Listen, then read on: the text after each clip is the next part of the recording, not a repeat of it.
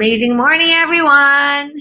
Pag-usapan na lang muna natin yung barley natin. Of course, alam natin lahat na flagship product ng IM Worldwide ang pure barley natin. Our pure barley is 100% organic, GMO-free, and of course, it's made in Australia. Ibig sabihin ng made in Australia po is talagang nandun yung farm natin. As we entered kanina with our intro, nakita nyo kung saan ako nagpunta, kung saan hina-harvest yung ating barley in the actual barley fields in Australia. It's beautiful, and someday I hope na lahat ng ating mga distributor makarating din doon. Hopefully pag wala ng COVID and meron na tayong mga plano to bring our leaders to Australia. So let me tell you a little bit about how I discovered barley. I was diagnosed with stage 2 breast cancer in 2001. And I was 30 years old at the time. And I was going through my treatments in West Virginia. And I needed to have chemotherapy and radiation therapy.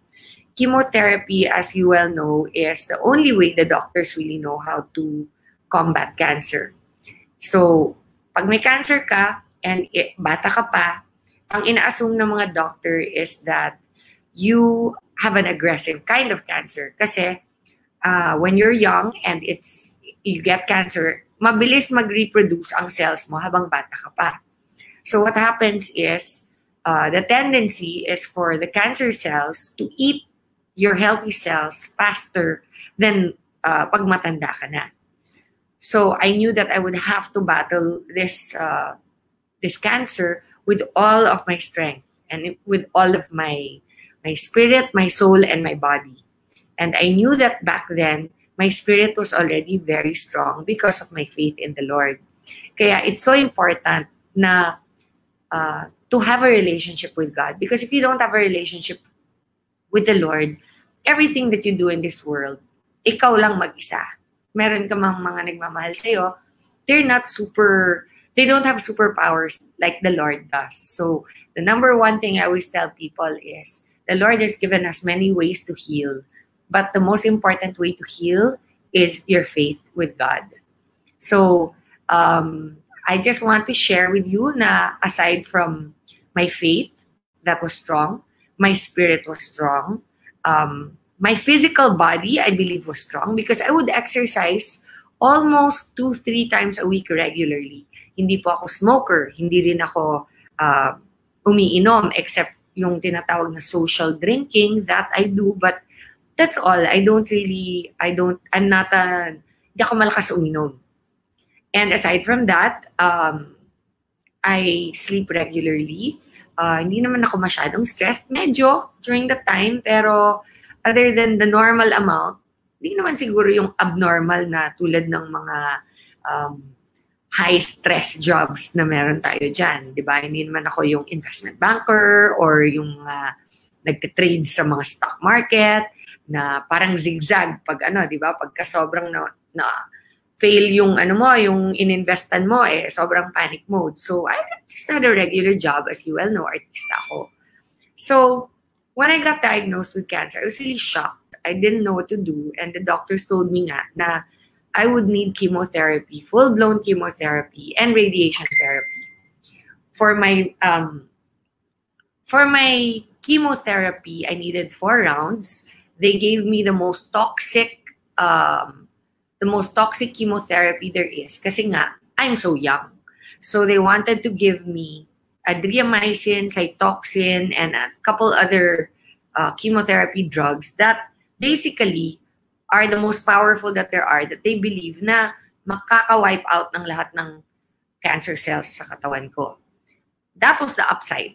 The downside is, because chemotherapy is so toxic to your system, it doesn't just kill all the bad cells. It also kills all the good cells, which is why most people who go through chemotherapy lose their hair, and then they turn grayish, and then yung mga nails nila nagiging very brittle. And last but not least, the worst is lagi ka nagsusuka because the lining of your stomach is also a fast-producing cell. So because of that, I decided that I would not just rely on my doctors, that we have a saying that knowledge is power. So how would you have power if you have no knowledge? Which is also what I tell people about our products. Kailangan mag-research kayo. You have to know what our product is. Attend all your knowledge, my presentations regarding our products para magkaroon kayo ng knowledge regarding sa mga binibenta natin, sa mga kliyente natin, and sa mga future distributors like yourselves. During that time, I learned that I could actually help myself by boosting up my immune system. Syempre, when your immunity is completely knocked out, you need to do something for yourself aside from yung mga sinasabi sa'yo ng doktor na gawin mo. Kasi nga lahat ng binibigay nilang gamot is toxic. Kailangan ng katawan mo yung toxic na yon kasi kailangan i-wipe out yung cancer cells. Pero at the same time, kailangan mo rin i-feed yung body mo ng all the nutrition that it needs at the same time para lahat ng nawa-wipe out na good cells nakaka-recover. And that is what I discovered barley does. So, for the past 20 years, every day, every morning, the first thing I do is I drink my barley. Why? Because kahit na magaling na ako, kahit na okay na, wala na yung cancer ko, every day, there's still stress in our life. Every day, our immunity is still tested. Every day, meron posibleng virus or bacteria na pumasok sa katawan natin. Like for example, now there's COVID. And COVID is really a very scary thing. Wala siyang sinasanto. Kay matanda, kay bata, kay malakas, kay mahina. Everybody can be a victim of COVID. And our barley, that's exactly what it does. It prevents our immunity from dropping. And if your immune system is strong, then no matter what it is out there, you have the capability, your body has the energy and the strength to fight off all diseases. So, let me read to you a little bit, magpa-flash your screen, yung mga, what exactly our barley grass is, okay? It's called Nature's Potent Alkalizer. Bakit? Barley grass is a nutritious food renowned for its alkalizing and antioxidant properties. It is made from young, nutrient-dense shoots of barley, which are harvested above the ground and ensuring that none of the grain is present. Bakit wala yung grain? Because yung grain po, a lot of people are allergic to that. Okay? So ours, basically, is walang grain. Grass lang siya. Since the allergenic protein gluten is only present in the barley grain, barley grass is gluten-free. Kaya ang daming nagsasabi, paano naging gluten-free? Barley. Kasi po, hindi siya yung wheat na hindi siya yung wheat na grain, but wheat na grass, barley na grass. Hindi siya wheat. Okay? So therefore, hindi siya gluten. Wala siyang gluten. Barley grass is a rich source of chlorophyll, and a wide range of vitamins, minerals, and amino acids. Ano naman ang nagagawa ng chlorophyll sa katawan? Okay, chlorophyll, alam natin, we find it in plants, di ba? And ano yung ginagawa ng chlorophyll sa plants? Alam na natin yon. But what chlorophyll does for our body is, it's a natural deodorizer. Okay, that's one of the things that chlorophyll does. So in short, kahit di ka na mag-deodorant, walang mabaho, wala kang bad breath, okay? These are the natural things that chlorophyll does for you. Okay, the nutritional properties naman of barley. Barley grass contains every vitamin except vitamin D. Most minerals, especially calcium, and all essential and non-essential amino acids, all available in their natural and easily absorbable form. So imaginein mo ha, lahat na ng vitamins meron. By the way, since COVID, di ba? Zinc is one of the minerals that is available, that is in barley, and also vitamin C. So nagkakagulo ang buong mundo, naghahanap ng vitamin C with zinc. Ayan po, nandyan sa barley natin. It is readily available. The only extra vitamin you need to take actually is vitamin D. And guess where you can get vitamin D? Naturally, from the sun. So if you drink your barley every day and you spend 10 to 15 minutes under the sun every morning, you should have all the immunity you need against COVID. Okay, so 19 amino acids are found in barley grass, including all 8 of the essential amino acids. Amino acids are the building blocks of protein, which are essential for continual cell building and regeneration, as well as energy production, immune function, and detoxification. Barley grass is actually about 26% protein, which is approximately the same amount of protein found in the same quantity of lean beef. So alam naman natin, ang beef is not so good for you. Okay? Kasi when you eat steak, for example, alam nyo ba that it takes your body 7 to 10 days before you actually can, anong tawag doon? When you can actually, not absorb, but when your body can actually process the meat that you actually ate. Kumbaga, it takes that long for your body to take it in, eat it, for it to be able to flush out of your system. It takes 7 to 10 days para bago ma-digest yung meat ng katawan mo. Ayun ang word, digest. Okay?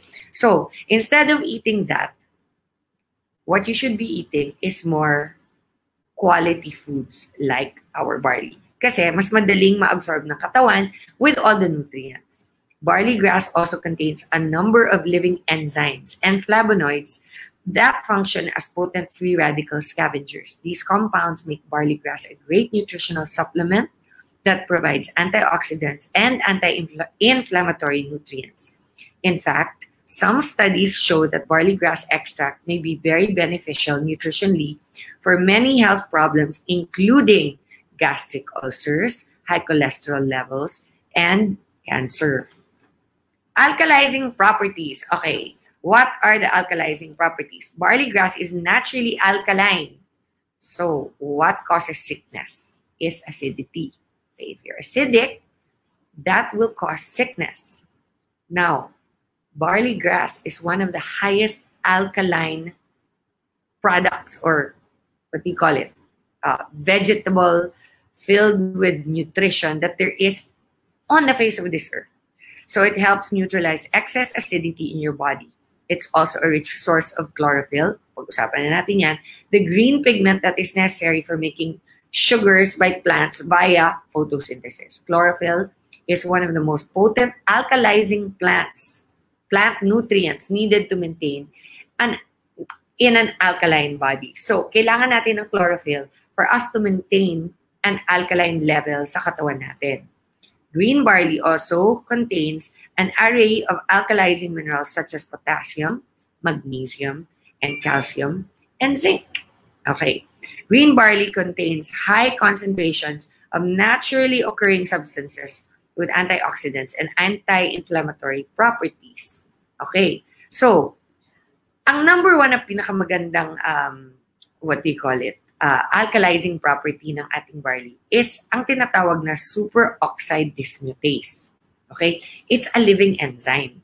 Ngayon, itong superoxide dismutase, sa buong mundo, sa barley lang talaga siya nakahanap at those levels. Ano ba yung ginagawa nito? Tawagin na lang natin siyang SOD kasi nakakabulol yung superoxide dismutase. Okay, so ang SOD is the importance in the body is clearly demonstrated by a study which showed that mice as in daga, lacking the gene coding for SOD, died within the first 10 days of life due to heart attack. Fatty liver, accelerated age-related muscle loss, and metabolic acidosis.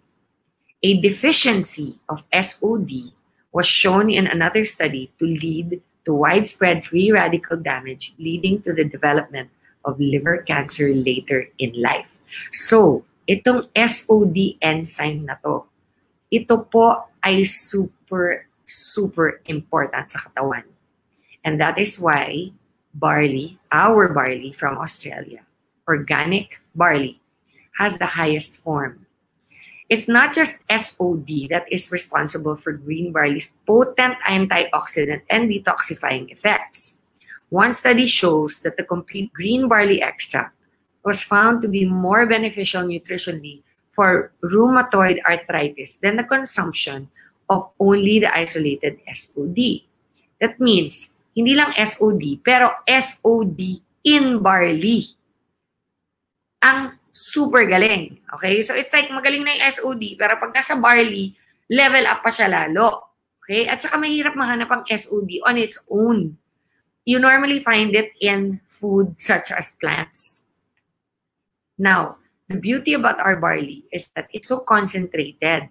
One sachet of 3 grams is para ka na kumain ng 1 kilo, 2 kilo, 3 kilo na raw na barley. Depending on the amount of sachets that you drink per day. Diba? Okay, so, sana tayo. This is most likely due to the synergistic action of various phytonutrients in green barley rather than just the SOD content. Another important compound found in barley is 2-OGIV. This was shown to inhibit superoxidase and hydroxyl radicals by 97 and 91% respectively. These are 2 of the main damaging free radicals in the body. It also contains protein functions P4D1 and D1G1, which were shown to have an anti-inflammatory action better than aspirin when given intravenously. Imagine that means that it prevents heart attack, it prevents stroke, it prevents aneurysms, all of the blood functions that normally cause these sicknesses, our barley can prevent. Green barley also contains anti-mutagenic properties, which means that components in barley grass are able to inhibit damage to the body by cancer-causing compounds. Chlorophyll may be partly responsible for this action, as recent studies have shown that it protects cells against radiation, supports blood cells productions, and inhibits cancer development. Okay, so, nung ako po ay nagka-cancer, the one thing that I remember very well is before I started taking the barley on my first chemo treatment, sobrang sama ng side effects sa akin ng chemo. To the point where para akong gulay for the next 21 days. And ang problema doon is once you have your first treatment, 4 kasi yun 4 rounds of chemotherapy. After you have your first treatment, pag hindi ka naka-recover by 21 days, yung white blood cells mo hindi nakabalik sa normal levels. Kasi wipe out niya yan yung chemo mo will wipe out all your white blood cells. So by the time you reach your 21st day, if your white blood count is not back to normal, meaning your immunity is still not okay, then the doctors will not give you your second dose of chemotherapy. If they don't give you your second dose on time, back to 0 ka na naman. So imagine kung 4 yung dose mo. First dose mo, binigay sa'yo. Di ka umabot ng 21 days. Yung white blood count mo, hindi pa rin nakaka-recover. So, hindi nila pwedeng ibigay yung second dose. So, ang mangyayari, wait nila until bumalik yung white blood count mo to normal. And then, they'll give you your first dose again. So, what happens kung panay hindi mo makuha yung second dose within 21 days? So, balik ka na balik sa first dose. Number 1, mahal na. Number 2, sobrang toxic sa katawan. That's why I really researched. And this is what the beauty of our amazing barley has done. By the time I discovered our amazing barley, I started drinking it immediately. And upon my second chemotherapy, within 4 days, my white blood count was back to normal. Can you imagine? 4 days. So, if it's normally 21 days, 4, 8, 12, 16, how many? Within 5 days.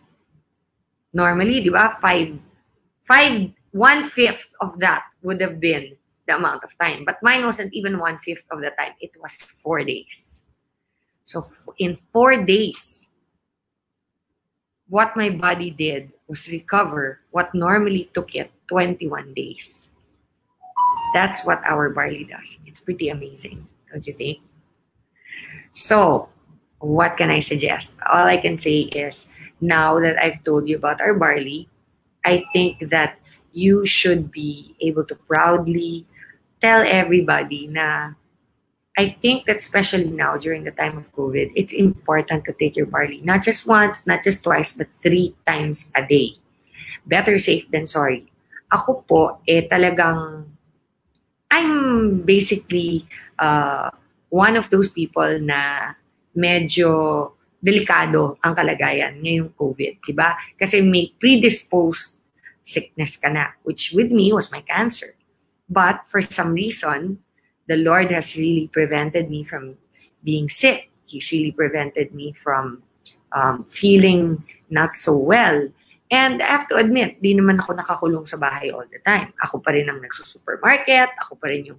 I'm very careful, of course. Like everybody, wear your mask, wash your hands, wear gloves. Ako nga nag-gloves pa. Hindi gloves. Meron akong gloves, yung cloth gloves. Hindi naman kailangan hindi naman kailangan na medical gloves. Basta naka-gloves ka lang. When you go home, just remove them and wash them right away. Palabhan mo kagad. And wash your hands regularly. Wear glasses if possible kasi may ibang studies nagsasabi pumapasok daw yung virus through the eyes, through the liquid in the eyes. So wear your glasses, wear your mask, wear a shield if you really want to.